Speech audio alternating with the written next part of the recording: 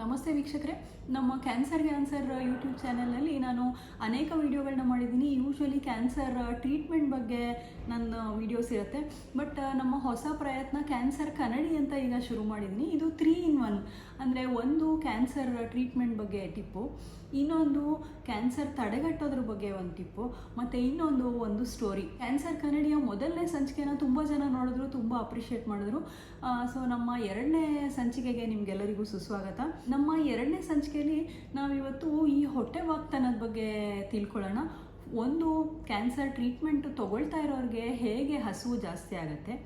2ನೇದು, ನಾವು ಹಸುವನ್ನ ಹೇಗೆ ಹ್ಯಾಂಡಲ್ ಮಾಡಬೇಕು ಮತ್ತು ಕ್ಯಾನ್ಸರ್ ತಡೆಗಟ್ಟೋದಕ್ಕೆ ಅದನ್ನ ಹೇಗೆ ಯೂಸ್ ಮಾಡಬೇಕು. 3ನೇದು, ಹಸುವಿನ ಬಗ್ಗೆ ಒಂದು ಕತೆ. ಬನ್ನಿ ವೀಕ್ಷಕರೇ, ನಾನು ಡಾಕ್ಟರ್ ಅಪರ್ಣಾ ಶ್ರೀವತ್ಸ.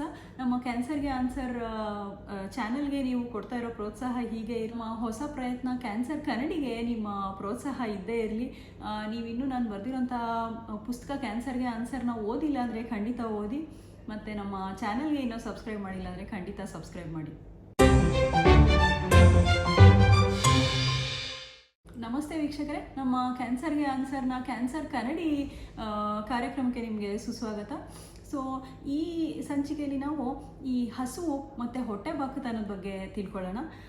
ಮೊದಲನೇದಾಗಿ ಈ ಕ್ಯಾನ್ಸರ್ ಟ್ರೀಟ್ಮೆಂಟ್ ತೊಗೊಳ್ತಾ ಇರೋವಂಥವ್ರಿಗೆ ಹೇಗೆ ಹಸಿವು ಜಾಸ್ತಿ ಆಗ್ಬೋದು ಅಂತ.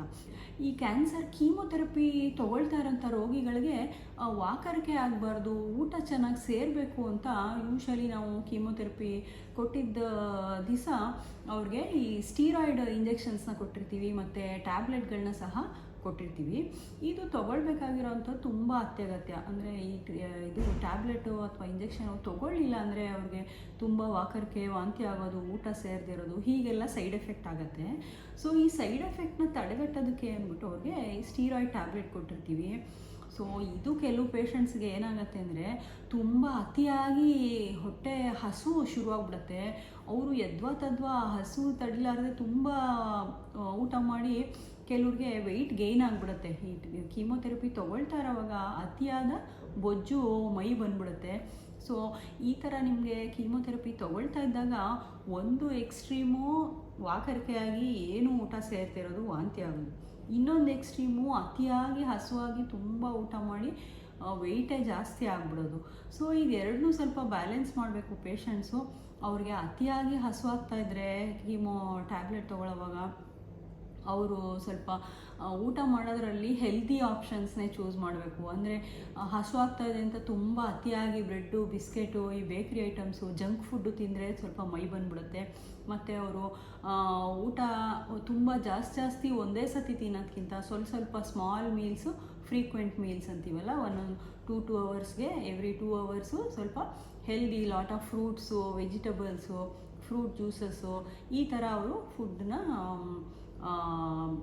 ಒಂದು ಇತಿಮಿತಿಯಲ್ಲಿ ಒಂದು ಸಮತೋಲನ ಆಹಾರ ಮತ್ತು ಆರೋಗ್ಯಕರ ಆಹಾರ ತೊಗೊಳ್ಳೋದ್ರಿಂದ ಈ ಸ್ಟೀರಾಯ್ಡಿಂದ ಮೈ ಬರೋದನ್ನ ತಪ್ಪಿಸ್ಕೋಬೋದು. ಮತ್ತು ಹಸುವಾದಾಗ ತುಂಬ ಅತಿಯಾಗಿ ಜಂಕ್ ಫುಡ್ನಂತೂ ಖಂಡಿತ ತಿನ್ನಬೇಡಿ. ಮತ್ತು ನಮ್ಮ ಕ್ಯಾನ್ಸರ್ ಕನ್ನಡಿಯ 2ನೇ ಅಂಶ ಏನಂದರೆ ಈ ಹೊಟ್ಟೆ ಬಾಕ್ತನ. ಅಂದರೆ ನಾವು ಅತಿಯಾಗಿ ತಿಂತೀವಲ್ಲ, ನಾರ್ಮಲ್ ಜನಗಳು, ನಾವೇನು ಯಾವುದು ಟ್ರೀಟ್ಮೆಂಟ್ ತೊಗೋತಾ ಇರಲ್ಲ, ಚೆನ್ನಾಗೇ ಇರ್ತೀವಿ, ಆದರೆ ಸ್ವಲ್ಪ ತಿನ್ನೋದು ಅತಿಯಾಗಿ ತಿಂದ್ಬಿಡ್ತೀವಿ. ಸೊ ಇದರಿಂದ ಮೈ ಬೊಜ್ಜು ಬರುತ್ತೆ, ವೆಯ್ಟು ಜಾಸ್ತಿ ಆಗುತ್ತೆ. ಇದರಿಂದ ಅನೇಕ ಕಾಯಿಲೆಗಳು, ಕ್ಯಾನ್ಸರ್ ಅಷ್ಟೇ ಅಲ್ಲ, ಸ್ಟ್ರೋಕ್ ಇರ್ಬೋದು, ಹಾರ್ಟ್ ಪ್ರಾಬ್ಲಮ್ ಇರ್ಬೋದು, ಸೊ ಎಷ್ಟೆಲ್ಲ ಪ್ರಾಬ್ಲಮ್, ಮತ್ತು ಶುಗರ್ ಇರ್ಬೋದು. ಸೊ ಈ ಥರ ಡಯಾಬಿಟೀಸು ಎಲ್ಲ ಕಂಟ್ರೋಲ್ ಮಾಡೋಕ್ಕೆ ನಾವೇನು ಮಾಡಬೇಕು, ತಿನ್ನೋದ್ರಲ್ಲಿ ಯಾವತ್ತೂ ಒಂದು ಶಿಸ್ತಿರಬೇಕು ಅಂತ ಹೇಳ್ತೀವಿ. ಇತ್ತೀಚೆಗೆ ನಾವು ಊಟ ಮಾಡೋದು ಯಾವಾಗಲೂ ಟಿ ವಿ ಮುಂದೆ ಕೂತ್ಕೊಂಡು ಊಟ ಮಾಡ್ತೀವಿ.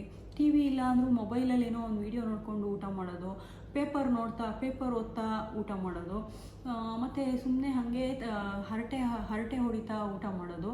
ಸೊ ಈ ಥರ ನಾವು ಡಿಸ್ಟ್ರ್ಯಾಕ್ಟೆಡ್ ಈಟಿಂಗ್, ಅಂದರೆ ನಾವು ಊಟ ಮಾಡೋವಾಗ ನಾವು ತಟ್ಟೆ ಮೇಲೆ ಫೋಕಸ್ ಮಾಡಬೇಕು. ಪ್ಲೇಟಲ್ಲಿ ಏನಿದೆ, ಏನು ತಿಂಡಿ ಇದೆ, ಏನು ಹಾಕಿದ್ದಾರೆ, ಹೇಗೆ ಸ್ಮೆಲ್ ಬರ್ತಾ ಇದೆ ಅಂತ ನಾವು ಫುಡ್ಡಿನ ಮೇಲೆ, ಊಟದ ಮೇಲೆ ನಮ್ಮ ಜ್ಞಾನ ಇರಬೇಕು.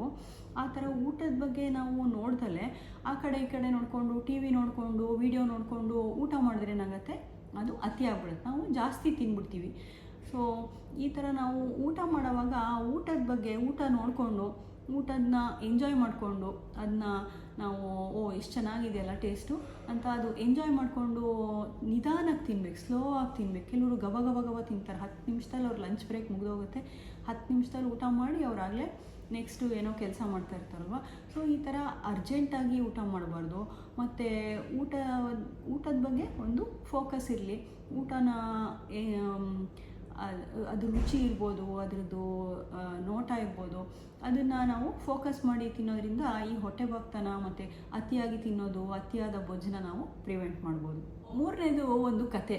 ನಾನು ಬೆಳಗ್ಗೆ ಎದ್ದ ತಕ್ಷಣ ಫಸ್ಟು ಅರ್ಧ ಗಂಟೆ ಬರಿತೀನಿ, ಅದಾದಮೇಲೆ ಎಕ್ಸಸೈಸ್ ಮಾಡ್ತೀನಿ.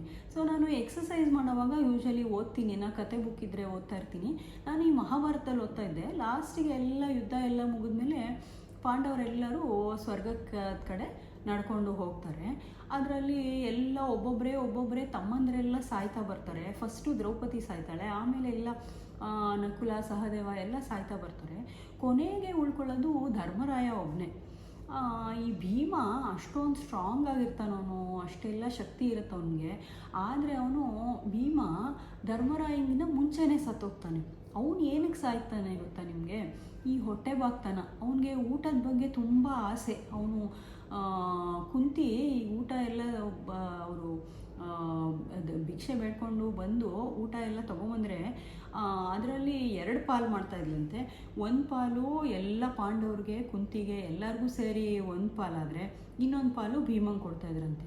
ಸೊ ಈ ಅತಿಯಾದ ಊಟದ ಬಗ್ಗೆನ ಆಸೆ, ಒಂದು ಹೊಟ್ಟೆಬಾಗ್ತನ, ಅದಕ್ಕೋಸ್ಕರ ಅವನು ಧರ್ಮರಾಯನಿಗಿಂತ ಮುಂಚೆ ಭೀಮ ಸತ್ತ ಅಂತ ಹೇಳ್ತಾರೆ. ಸೊ ಇದು ನೋಡಿ ನನಗೆ ತುಂಬ ವಿಚಿತ್ರ ಅಂತ ಅನ್ನಿಸ್ತು. ನನಗಿದು ಇಷ್ಟ ಆಯಿತು. ಇದು ಹೇಳ್ಬೋದಲ್ವಾ, ನಾವು ಯಾವತ್ತೂ ಭೀಮನ್ ಥರ ಅತಿ ಆಸೆ ಪಟ್ಟು ತುಂಬ ಅತಿಯಾಗಿ ತಿನ್ನಬಾರ್ದು. ನಾವು ಧರ್ಮರಾಯನ ಥರ ಒಂದು ಶಿಸ್ತಿರಬೇಕು. ಎಷ್ಟು ಬೇಕೋ ಅಷ್ಟು ಇತಿಮಿತಿಯಲ್ಲಿ ನಾವು ಇರಬೇಕು, ಒಂದು ಶಿಸ್ತನ್ನು ಪಾಲನೆ ಮಾಡಬೇಕು. ಇದು ಚೆನ್ನಾಗಿದೆ ಅಂತ ನನಗೆ ಅನ್ನಿಸ್ತು. ಆಮೇಲೆ ಏನಾಯಿತು, ನಂದು ಎಕ್ಸಸೈಸ್ ಎಲ್ಲ ಆದಮೇಲೆ ನಾನು ತಿಂಡಿ ತಿನ್ನೋಣ ಅಂತ ಬಂದೆ. ತಿಂಡಿಲಿ ನಾನು ಯೂಶ್ವಲಿ ಫಸ್ಟೇ ಡಿಸೈಡ್ ಮಾಡಿರ್ತೀನಿ, ಇವತ್ತು 1 ದೋಸೆ ತಿನ್ನಬೇಕು, 2 ಇಡ್ಲಿ ತಿನ್ನಬೇಕು ಅಂತ ಫಸ್ಟೇ. ಯೂಶ್ವಲಿ ದೋಸೆ ಜೊತೆಗೆ ಫ್ರೂಟ್ಸು ಅಥವಾ ಮೊಳಕೆ ಕಾಳು ಬೇರೆ ಏನಾರೋ ಇರುತ್ತೆ. ಸೊ ಆವತ್ತೇನು ಮಾಡಿದೆ, ನಾನು ಓಕೆ 1 ದೋಸೆ ತಿಂತೀನಿ ಅಂದ್ಬಿಟ್ಟು ತಿನ್ನೋಕ್ಕೆ ಶುರು ಮಾಡಿದೆ. ದೋಸೆ ತುಂಬ ಚೆನ್ನಾಗಿತ್ತು ಮತ್ತು ಬಿಸಿ ಬಿಸಿ ಇತ್ತು, ತುಂಬ ಚೆನ್ನಾಗಿತ್ತು. ಮತ್ತು ನಾನು ಪೇಪರ್ ಓದ್ತಾ ತಿಂದ್ಬಿಟ್ಟು ಇನ್ನೊಂದು ದೋಸೆ ಹಾಕ್ಕೊಂಡೆ, ಇನ್ನೊಂದು ದೋಸೆನೂ ತಿಂದೆ. ಆಮೇಲೆ ನನಗೆ ಅನ್ನಿಸ್ತು, ನಾನೇ ಒಳ್ಳೆ ಭೀಮನ್ ಥರ ಅಲ್ಲ, ಈ ಬಕಾಸುರನ ಥರ ನಾನೇ ತಿನ್ನಲ್ವಾ. ಇದ್ಯಾಕೆ ಹಿಂಗಾಯ್ತಲ್ಲ, ನಾನು ಎಷ್ಟು ತಿನ್ನಬೇಕಾಗಿತ್ತು ಅದಕ್ಕಿಂತ ಜಾಸ್ತಿ ತಿಂದೆ, ನಾನೇ ಭೀಮನ್ ಥರ ತಿನ್ನಲ್ಲ ಅಂತ ನನಗೆ ಸ್ವಲ್ಪ ನಾಚಿಕೆ ಆಯಿತು. ಬಟ್ ನಾನು ಓಕೆ, ನಾಳೆಯಿಂದ ನಾನು ಧರ್ಮರಾಯನ ಥರ ಸ್ವಲ್ಪ ಶಿಸ್ತಿಂದ ತಿಂತೀನಿ.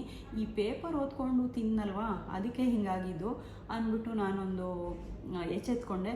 ಸೊ ವೀಕ್ಷಕರೇ, ಎಷ್ಟೆಲ್ಲ ಕೇಳಿದ್ರಲ್ವ, ಪೇಪರ್ ಓದ್ತಾ ಅಥವಾ ಟಿ ವಿ ನೋಡಿಕೊಂಡು ಊಟ ಮಾಡೋದು ಬಿಡಿ. ಒಂದು ಹೊಟ್ಟೆಬಾಗ್ತನೂ ಖಂಡಿತ ಸ್ವಲ್ಪ ಬಿಡಿ. ಎಷ್ಟು ಬೇಕು, ನಮ್ಮ ವಯಸ್ಸೆಷ್ಟು, ನಮ್ಮ ವಯಸ್ಸಿಗೆ ಎಷ್ಟು ಊಟ ಬೇಕು, ಏನು ತಿನ್ನಬೇಕು ಅಷ್ಟೇ ತಿನ್ನಿ. ಅದರಿಂದ ನಿಮಗೆ ಬೊಜ್ಜು ತಡೆಗಟ್ಬೋದು, ಕಾಯಿಲೆಗಳನ್ನೂ ತಡೆಗಟ್ಬೋದು. ಒಂದು ಸಮಾಧಾನದಿಂದ ಊಟನ ಎಂಜಾಯ್ ಮಾಡ್ಕೋತಾ ಊಟ ಮಾಡಿ ಆರೋಗ್ಯವಾಗಿರಿ. ಸೊ ನಿಮಗೆ ಈ ವಿಡಿಯೋ ಇಷ್ಟ ಆಗಿದ್ದರೆ ಖಂಡಿತ ಲೈಕ್ ಮಾಡಿ, ಶೇರ್ ಮಾಡಿ, ಕಮೆಂಟ್ ಮಾಡಿ.